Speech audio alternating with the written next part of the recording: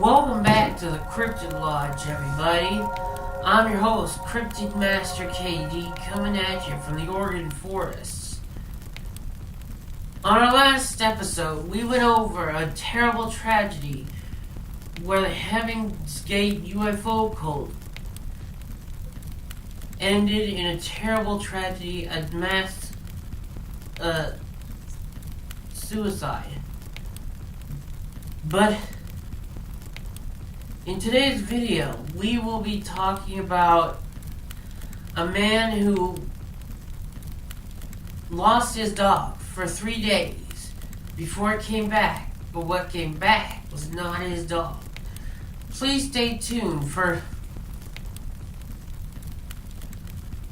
our topic story. My dog was lost for 3 days, but what came back was not my dog, by Creepesta.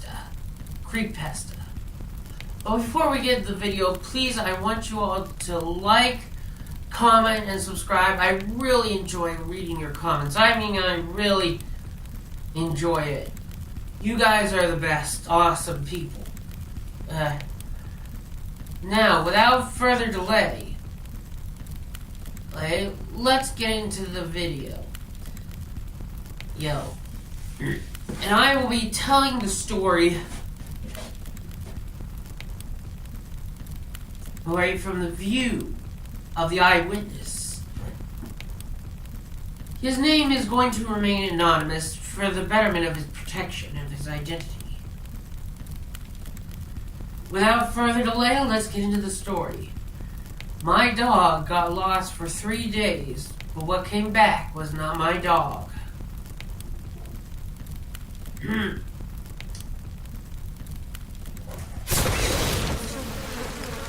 While I'm not reading the Book of the Dead, while I'm doing this, I forgot to cleanse it.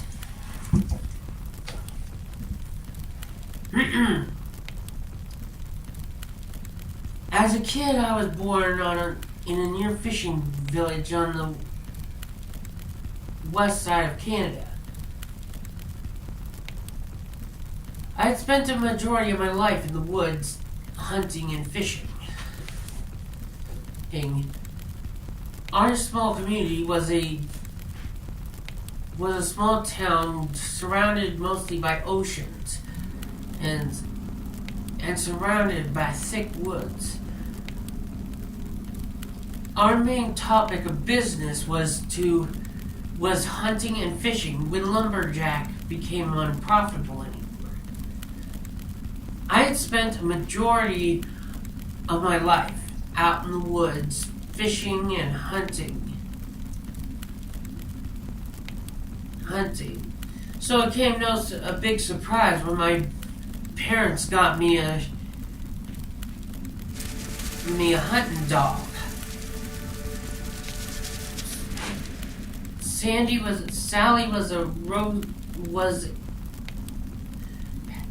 Sally was a German sheepdog. And while there are more than a few who blah blah blah,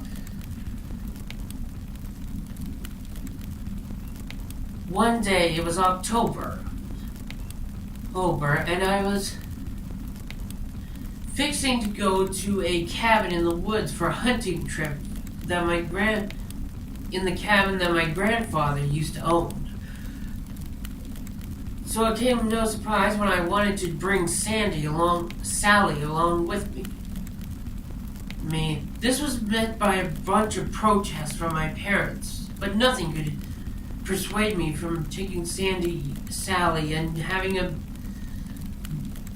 great time in the woods.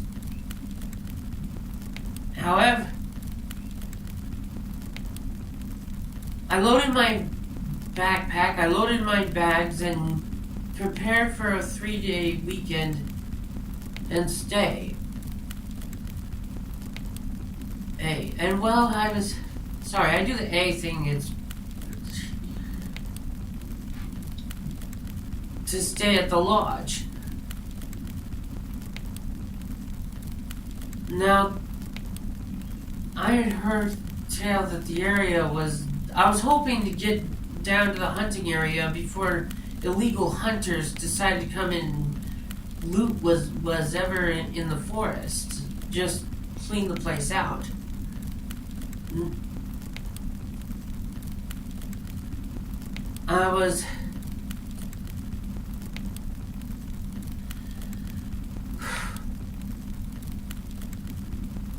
I do regret what happened back then. The only thing I can say is, Sandy, I'm so sorry. Yeah, sorry, please. When I got to the house, everything was perfectly normal. I put down my dog's bed and prepared for my first night. From the start, Sandy started acting weird, barking at the forest edge and staring out the window. This is where my judgment took me down the wrong path, and things get effed up. Once again, Sandy, I'm so sorry. Now, life lesson for a pause. If your dog starts acting weird when, weird part of the forest you've never been to, listen to the dog. Dogs are very open to the paranormal, if you must know that. There have been countless accounts. But let's get back to the story, shall we?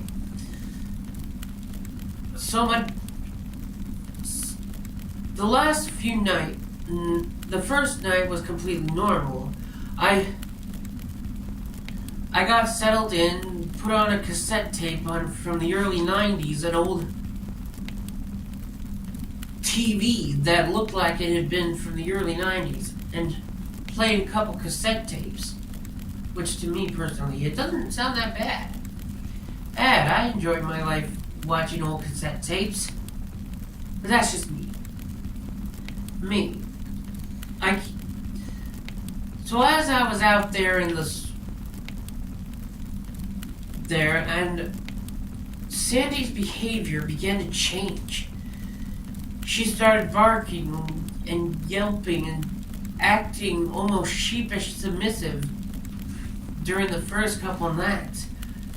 I thought it was something like Sandy was a hunting dog, so she should have been hearing like all the animals, coyotes, and bears, stuff out in the distance that were out in the forest.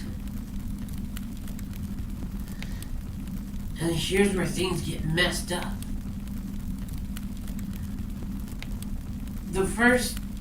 When I first went out on hunting in the woods,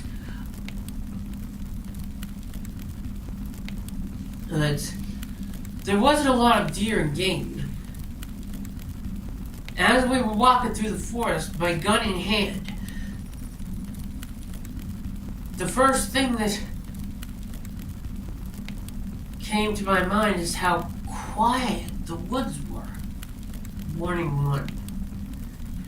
And that's when things get messed up. I'm terrified, guys. This story's creeping me out. So, I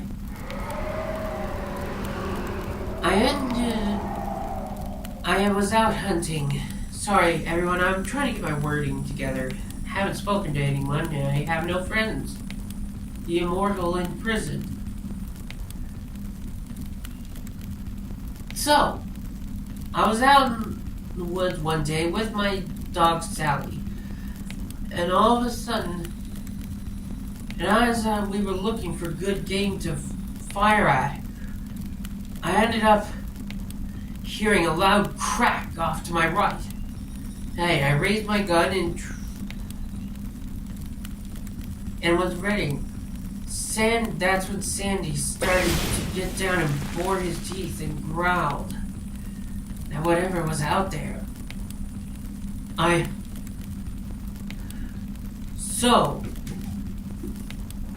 raised my gun and prepared for whatever was coming at us, even though at the time I knew if it was a moose, I'd better believe that I would not stand a chance against a moose. So in order to to avoid this, my dog I turned around and prepared to go back to the cabin. My dog Sally turned around and bolted straight for the cabin. And so I ran back to the cabin with her, and just to wait out until whatever was scaring my dog was gone. So, and that's when everything went downhill from there. The last couple nights, I had spent my time watching cassette tapes and eating. I opened the door several times to let Sally go out and do his business, but he didn't want anything to go outside. He just stayed in his bed, scared, crying, and outright passive. It was strange. I could not understand what was going on. This is where my judgment took me down the wrong hill. I took it as my dog was feeling stressed from all the noise in the woods or just her adjusting to the new place. Nice. The last night it finally happened. My dog and I were in the lodge trying to just relax and watch some cassette TV like 50 times, 30 times. I broke a record on that.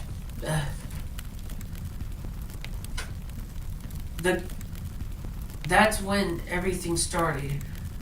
My dog was just scared out of her mind and huddling close to me like she was scared.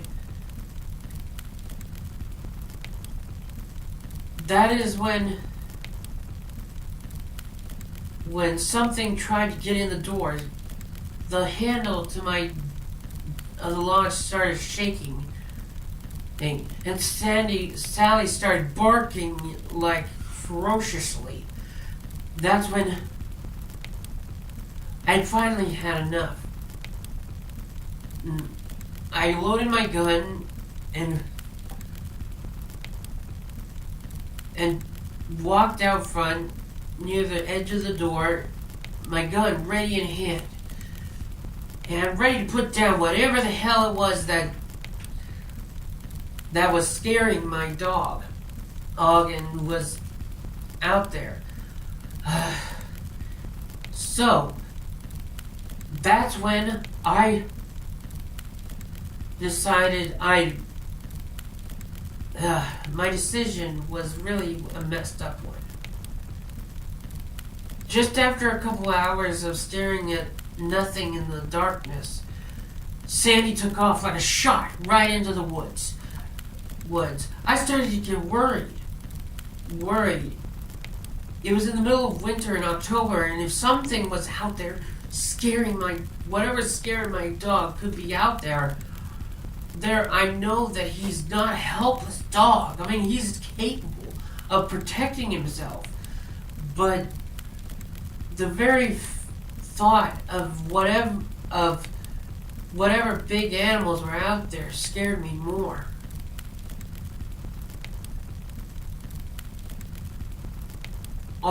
I could hear Sandy's faint barking moving on into the distance, and then stop altogether. Okay, buddy. Well, listen here. If you should have gone after your dog when the minute he took off. Just grab you had your gun with you. You grab a flashlight and you go after him, and stop him if that dog meant that much to you. Okay, buddy. I'm getting off topic again. And must have been the mushrooms. Anyway, so my dog, I waited there for almost until sunrise, waiting for my dog to come back. But there was nothing. All I wanted was for my dog to come back. Sandy Sally did come back, but not for another 3 days. My precious dog was more than just a dog to me. She was my family. And I couldn't bear the thought of losing her. So I prepared my provisions to leave Chelsea's Mountain, the area where this takes place, to get over to a nearby store and ask a friend of mine for help. He was a retired scout, scoutmaster, and if anyone could find my dog, it'd be him. And he was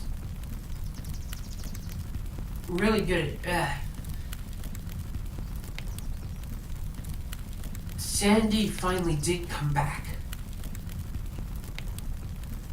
On the third day, I heard barking outside, and though I was hesitant at first, I looked out and saw only a silhouette at first. I saw a dog silhouette outside and green pearly eyes peeking from the fall. Despite my gut instincts not to stay inside, I hesitated, but my judgment yet again took a turn for the worst. I stepped outside and called my dog and said to him, "Here, Sandy," and whistled for him to come to me. Now, if this was what it must have been was a skinwalker or something, don't whistle. It tracks them to you. Now, I called for my dog to come to me, but my precious Sandy, but at first she just stood there, frozen, looking at me. And that's when I called him to come over and pointed towards the door. Sandy walked abnormally, almost like he was walking on his knuckles, or more like his joints had been broken, or his back was sling to the ground, like something was wrong with his hips. I figured now he could have been hurt. I'm figuring he must have gotten into a massive dogfight. And was hurt badly. He stopped at the edge near where the door frame was, and I said to my dog, and he just stared at me.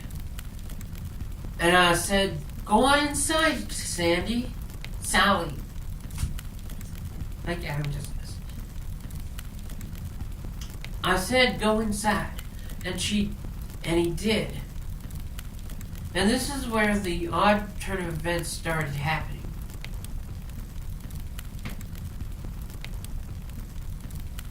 I figured he must be hungry, so I gave him I put some food down, but all the while Sandy was looking at me with these weird looking eyes, just keeping his eyes on me the whole time, as he inched over to his bed and just sat there like a statue, just his head following me. It was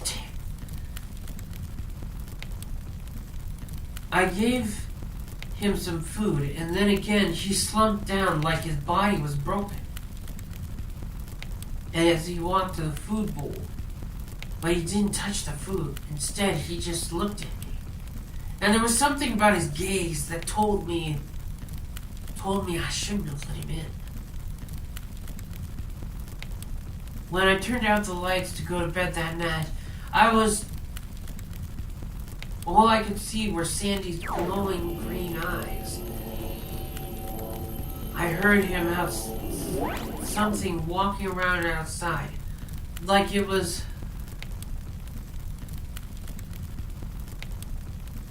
Sandy trying to get into my room, but it didn't sound like Cuddles. After a couple nights, I decided something about this was wrong. So I went out in the woods to try and find some game to shoot at, try and get myself in the mood. Sandy stayed in the house, and all the while watched from the window and she started to look a little longer, like she was stretching out. Okay. After her a little bit out in the woods, I think I found the reason all the animals had left. And I think I found out why Sandy was missing, Sally was missing, and why all the animals had left. There were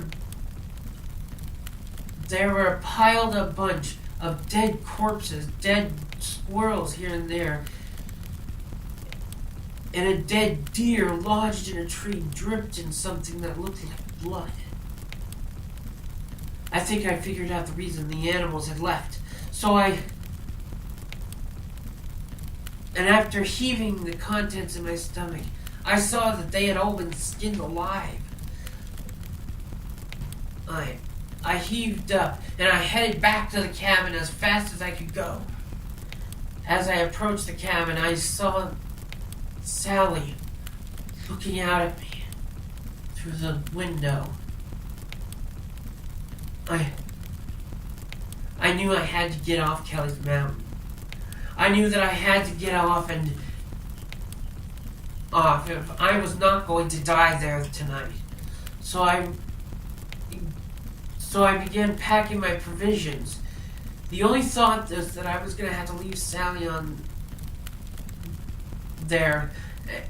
The fact that he would be dead was never a thought to me, even though it was dark out. The final night, it was about 1 or 3 in the morning when I finally heard it. It was the final night. I heard it. The whistling. That was the same whistling I would call my dog. I glanced out of my room, slowly and quietly opening the door. And that's when I saw the back half of Sandy. It looked like he was stretched out. His front half was outside. And I heard whistling. I thought to myself, whatever was out in the woods took my dog, that poltergeist, that took my dog, that skinned those animals, was now in my house. So and that's what I heard. I swore I heard Sandy say,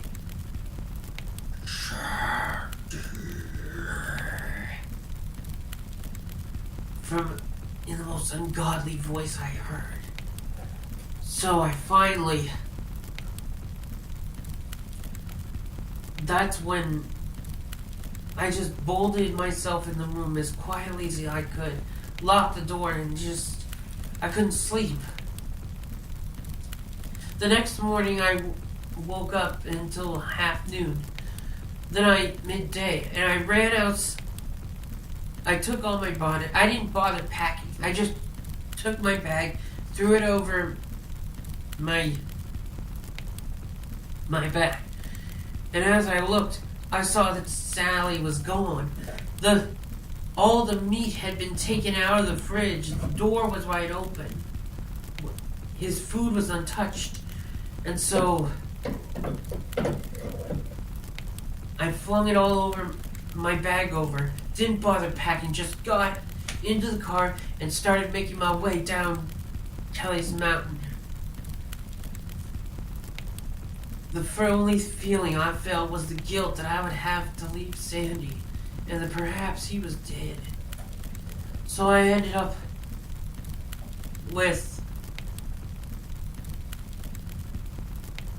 as I made my way down the mountain, something hard hit the back of the car. It was the deer head that was thrown through the car window.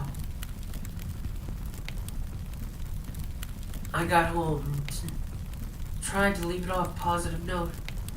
But last night, guys, I heard it. The whistling.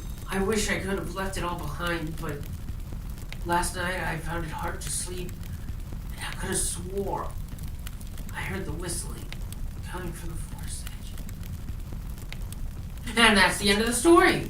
Well, if you guys have your dog out with you, moral of the story is, guys, if you go out into the forest with your dog, listen to the damn dog when it comes to the supernatural, okay? Or this is gonna happen.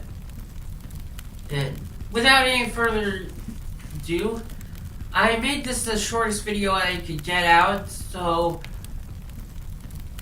there are several other channels that make video about it.